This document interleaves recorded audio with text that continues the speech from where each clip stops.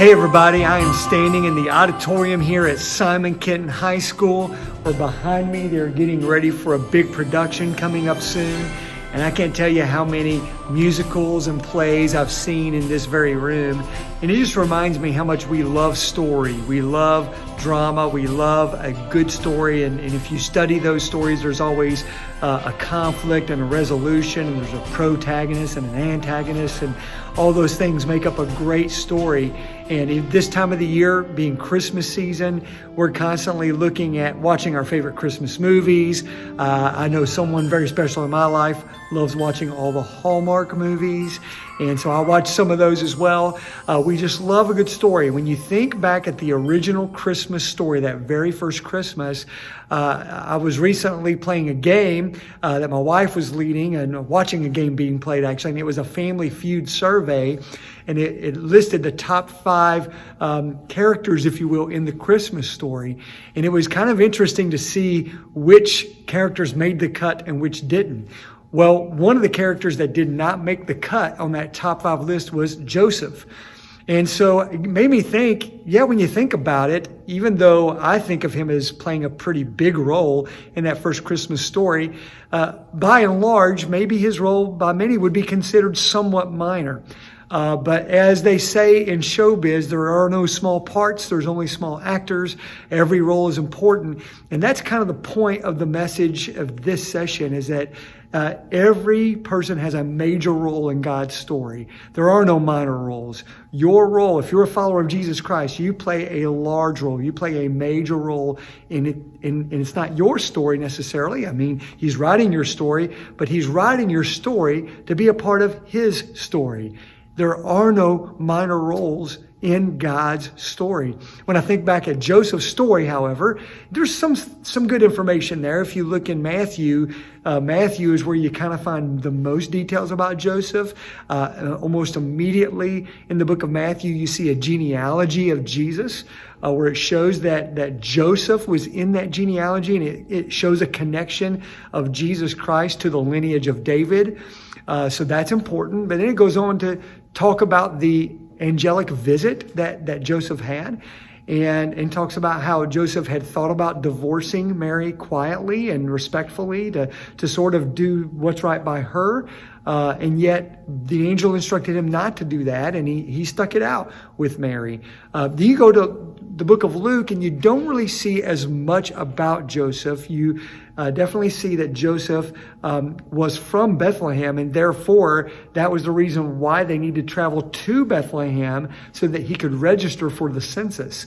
And it was because Joseph was a good law-abiding citizen that he definitely did that, even though Mary was expecting and great with child. Turns out, just by him obeying that law, obeying that census and going to Bethlehem, that they actually gave birth to Jesus there in Bethlehem. We really don't see very much more about Joseph in the book of Luke, but there are some other little tidbits there. In fact, later on in the book of Luke, when Jesus is 12 years old, you see that they brought Jesus to Jerusalem, to the temple area, and they were celebrating one of the annual feasts there. And they basically lost Jesus. They were on their way back from that long journey, and it had been days.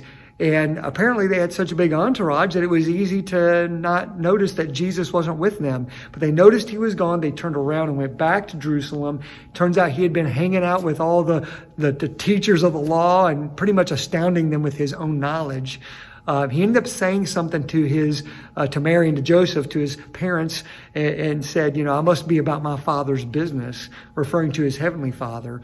And they didn't fully grasp all of that, but we have little tidbits there about Joseph. But other than that, the only other thing that we see is there's a connection made in a couple of verses in the Gospels in the New Testament that shows that they called Jesus the son of the carpenter. So that helps us to know that Joseph was a carpenter. And then in another verse, it says that Jesus himself was a carpenter, which definitely gives us some insight to the fact that Jesus Though the Son of God, he was being raised by Joseph, who was his earthly surrogate father.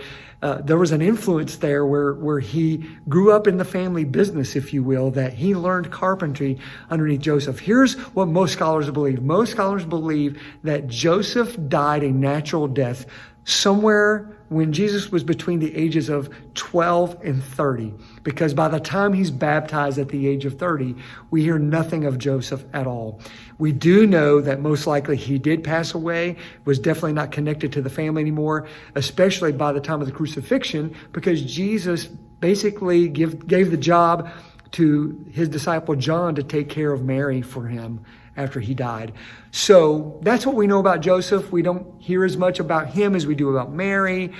We probably hear even a little bit more about the shepherds, it seems, in that first Christmas than we do about Joseph. We may even hear a little bit more details about the story regarding King Herod and the Magi than we do about Joseph. And yet, he played such an important role. There are no minor roles in God's story. And when I think about Joseph, what did he do in order to play that role? He was just consistent. He was just a God-fearing, righteous man. When you think about what he did, he listened to the angel and he did what the angel said. He was a good Jewish man, so therefore he took Jesus to the temple after he was born and dedicated him to the Lord. He took the family to the feasts, and that's what caused him to be in that place when he was 12, where Jesus ended up separating from the family. And he taught his son how to do carpentry. He just consistently did the little things you do every day to be a man who fears God and who loves God and who's obedient to God. That's what he did. There were definitely opportunities for him to bail out of this role, and he did not do that. He was obedient consistently to God. And to me, that speaks to me. It reminds me that in order for me to play my role in God's story, he's not asking me to wait for some giant, awesome lead opportunity to happen.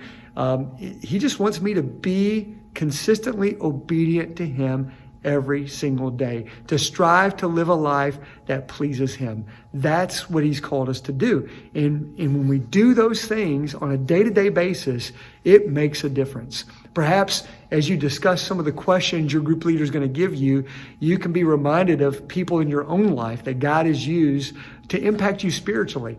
That was major, and they may not have been someone who was well known by other people, but they made a spiritual impact on you personally, and that has made all the difference. The truth is that you're going to be the reason why someone knows who Jesus is by just you simply being you, consistently obedient you, consistently following Jesus you every single day of your life. That is how God uses you to write his story. So enjoy some discussion about that as a group. Remember this, every role is a major role in God's story. So strive to live a life that pleases him. Strive to do whatever his will is each and every day. If you can think about what a next step would be regarding this, to me it's just simply asking God, what do you want me to do today? Give me like the one most important thing you want me to do, you desire for me to do today. And leave it wide open. Listen for his voice in your heart to tell you what that is. And you may be surprised. It might be something he's been trying to tell you to do for a long time. It might be something he's trying to tell you to not do for a long time. And so just listen. And then the question is, am I going to be obedient? Am I going to be courageously obedient? Am I going to have enough faith and passion to live for him to do what he's asked me to do? So enjoy some discussion and prayer time in your group. And remember this, God has planned for you to play a major role in his story.